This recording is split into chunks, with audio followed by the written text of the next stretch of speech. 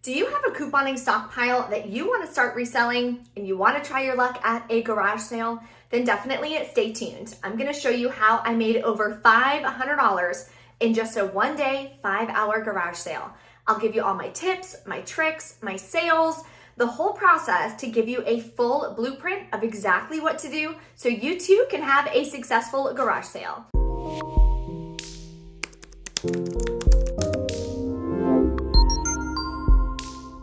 Hey guys, it's Bree the Coupon Queen. Welcome back to my channel. I'm super excited about this video. This was the first garage sale that I did.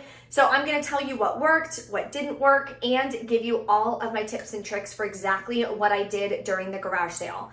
Now, I have done previous videos before for how to resell your couponing stockpile online if you want to do it via Facebook Marketplace, offer up, let go, so on and so forth.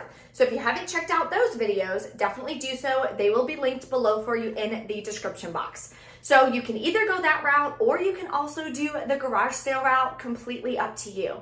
So let's get started with a couple things that I did. So first, let's go over the setup and process that I did for the garage sale. Then at the end, I'm gonna go over my tips and what really worked to help increase how much people were buying at my garage sale and how I was able to come up with that much profit, which was absolutely incredible. So what I did for my garage sale is I put everything out on tables. Here are some photos of what I did. I had those foldy tables for quite a while. I didn't put any tablecloths or anything on it. They were pretty new, so they were nice and clean. Didn't have to do anything like that. But I wanted to keep it as organized as possible. Keep like things together. All my hair care was together. All my razors were together. Then I had all of my soaps, lotions, facial care, things like that. I also kept my makeup in these little drawers, which worked out really well. I didn't want to just put all the makeup everywhere because I had a lot and there's a lot of small pieces. So instead, I just went ahead and kept them. That's exactly how I keep it in my stockpile, in my closet. So I didn't have to do any additional work. And that way, when people came up to the garage sale, they could just real quick look through the different drawers and see the different types of makeup that I had for sale. So that is what I did to set everything up. Now, keep in mind weather, okay? I live in Florida. It's extremely hot, gets really hot really fast.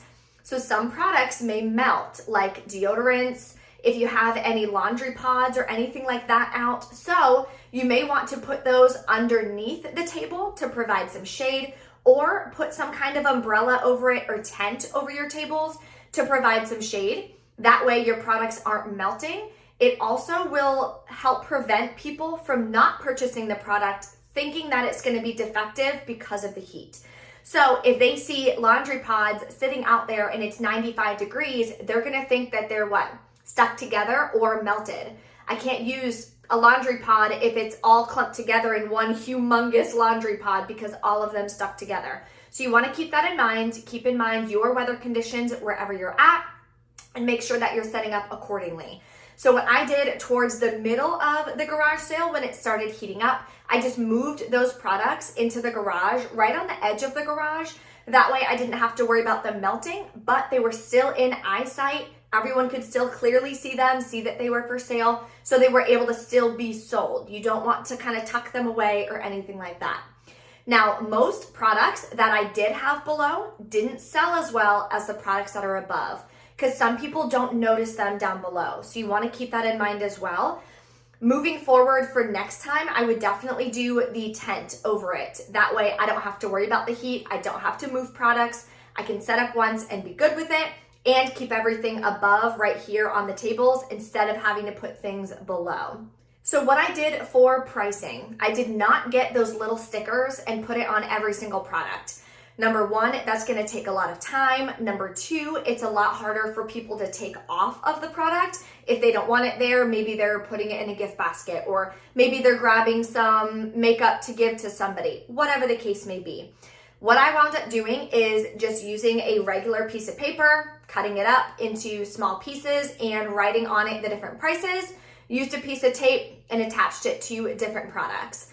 Then for the products that there were a lot of, AKA the makeup, all I did was on top of the makeup, I went ahead and put a sign, $2 each. That's what I went ahead and sold my makeup for. It's a lot easier. I'm not gonna say eye pencils, this particular one is $2, this one's $7, this one's $4.50. $2 a piece, take the makeup. At the end of the day, we get it super cheap couponing if you're couponing the right way. So I didn't want to have to sit there and nitpick. I was trying to sell and flip as much as I possibly could because I didn't need it all. So I'd rather help somebody else out, sell it for cheaper. That way I can sell it faster and be able to flip my stockpile as much as possible. So that's what I did. Then I also had a couple other separate pricing sheets near a bunch of products that were kind of miscellaneous. So my facial care, I didn't have 10 of one facial care. I had maybe 2 Cetaphil, 1 Alafia, some Aveeno, so on and so forth. So what I did is I would just put a pricing sheet right there on the table, tape it to the table, otherwise it'll blow away. So make sure that you are aware of that. Tape everything so you don't have to worry about it. But I did it that way so that way they can just check the pricing sheet and grab what they want and they know the price is right there. So that worked really well. Also saving me a lot of time, not having to price every single individual item because I just didn't want to spend 2-3 hours setting up. I wanted to set up as quick as possible and sell as quick as possible. So that wound up working out for me really well.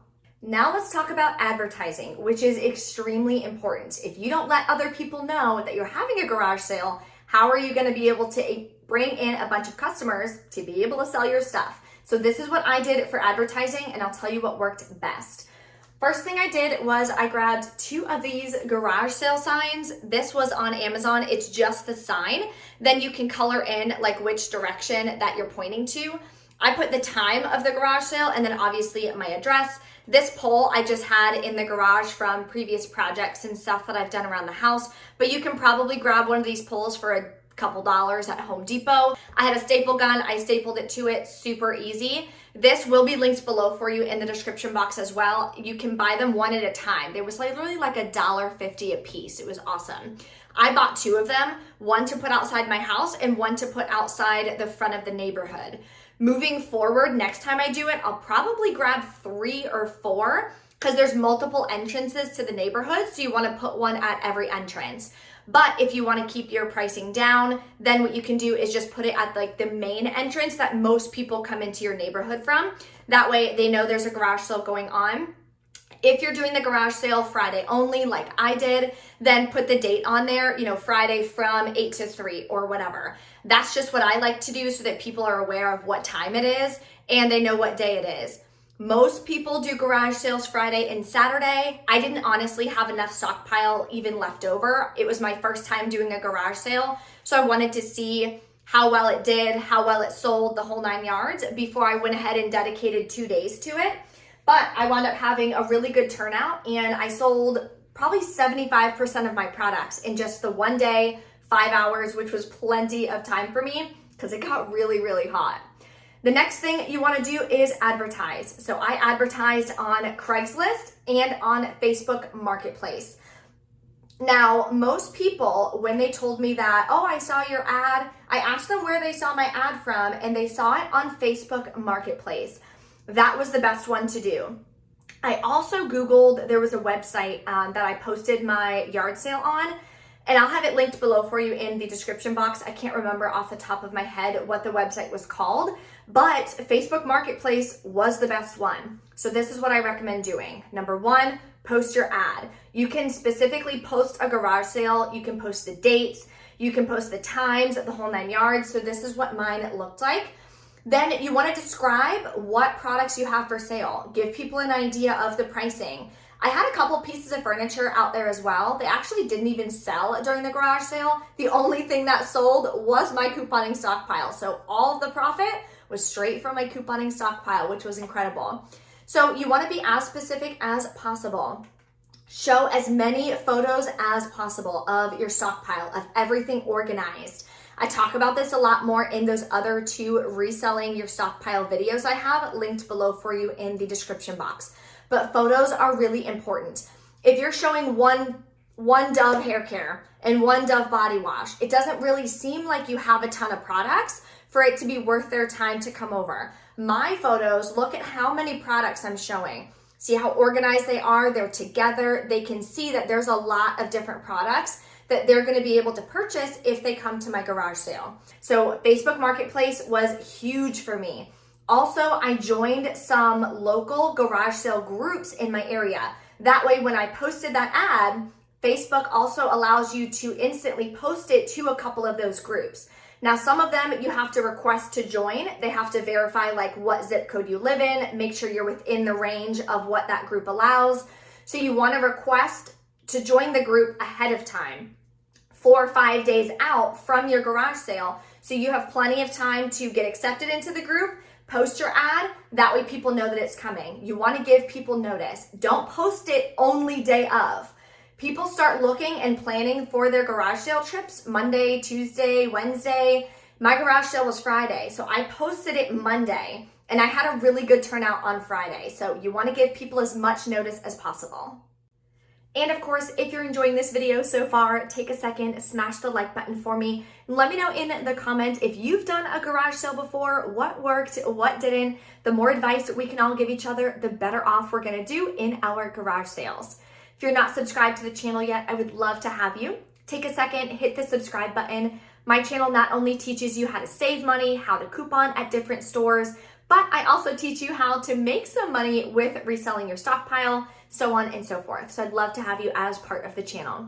Now let's get into some tips and advice and my sales tactics that I used. So tip number 1, what you want to do is of course have change available. I priced everything at mostly whole dollars, $1, $2, $3, so on and so forth. I didn't do $5.19. That's not very appealing to somebody's eye to be able to buy that product, and you're going to be dealing with a lot of loose change. I didn't want to do that. Some things I did price at 50 cents because regular price in store, it's like $1, $1.50. So I would just price it for 50 cents, like the little soft soaps that you can get for like $1.24 at Walmart. I priced that in my garage sale for 50 cents just to get rid of them. So heads up on that. But have a bunch of cash available, 20s, 10s, 5s, and 1s. One person did pay with a $100 bill. I had plenty of change though to be able to help her with that. So that way I could get her sale, right? If you don't have change and that was the lowest bill she had, what happens? I would have lost that sale. So don't do that. Have enough cash and enough change available. Number 2, what you want to do is change some of the sales. As people are coming, talk to everyone, be personable, say good morning, how are you? Explain, what your garage sale is for, the whole 9 yards. The more personable and the more fun and pleasant you are, the more they're gonna stick around and kind of keep looking at whatever you have for sale. So you also wanna make sure that you're changing the sales as the days go on. So for example, hair care, I put $2 each. Doesn't matter what brand it was, $2 each, except for Suave. Suave hair care, I did $1 each. That one did not sell very well. All the rest of my hair care did. So as the day went on, I started my garage sale at 8, maybe around 11, I went ahead and put $2 each or 2 for $3. Same thing with toothpaste. I would put $2 each or 2 for $3. That incentivizes people to go ahead and grab another product. So what does that do? Increases the overall cost of the products that they're buying. So you're making more profit and selling more products. We get toothpaste for free or moneymakers constantly. So there was no issue for me to go ahead and do a sale like that, but that helped a lot. I can't tell you the amount of people that originally had one toothpaste or one toothbrush in their hand. I told them about the sale. They went ahead and grabbed 2 or 3, 4 more products. So it really, really helped increase the average order value for me, which was awesome. And like I said, they got to get more products that they needed anyways. Another thing you want to do is have a separate section of table that they can put their things down as they're looking. The more and more stuff that they buy, their arms can only hold so much. So you don't want that to be a limitation. Also, what I did was I had a bag of bags. I had a big Walgreens bag stuffed with Walmart bags and CVS bags and things like that, so that when they purchased all the products, I could nicely just put it in a bag for them and help them with it, so that way they can take it to their car. The more little things that you do like that, now it kind of seems like they're shopping at a store. It's really convenient. You're super helpful. Then they're, again, going to have a really good feeling about your garage sale and they're going to buy more products. So that happened on 2 or 3 orders that day when people came. I'm like, oh, you can put your stuff here. Perfect. What do? Went back to the tables and kept looking at products. Wound up picking up a couple more things. So that's important as well. Another thing that I did was offer and mention additional products to people. So for example, toothpaste. We all need to brush our teeth, right? We all need toothpaste. I had a ton of different varieties, versions, flavors, the whole 9 yards available. So if somebody came to me with all of their products and they didn't have any toothpaste, I would say, hey, did you see I do have a bunch of toothpaste over there as well? They're on sale 2 for $3 if you wanted to grab any and add that to your order. That way, maybe they didn't see it because the toothpaste was on the ground in a big tub. So now oh yeah, and they would go and grab 1 or 2 toothpaste. Again, increasing the overall amount that they're spending at my garage sale. Another question I'm sure I'm gonna get asked a lot is permit. Do you need a permit? It depends on your city and where you're located. That's something that you just have to double check online, check with your city and see if you need a permit. If I would have needed a permit, the city said that it was free anyway, but of course you wanna make sure that you're following the rules and everything, so if you need one, definitely get one. And of course, if you guys have any other questions or if there's anything I didn't cover in this video, definitely drop them in the comments below so I can help you guys out. Thank you guys so much for watching. If you haven't checked out my other reselling videos, check these out here. Good luck on your garage sale. I hope you make a ton of profit and get to resell your stockpile.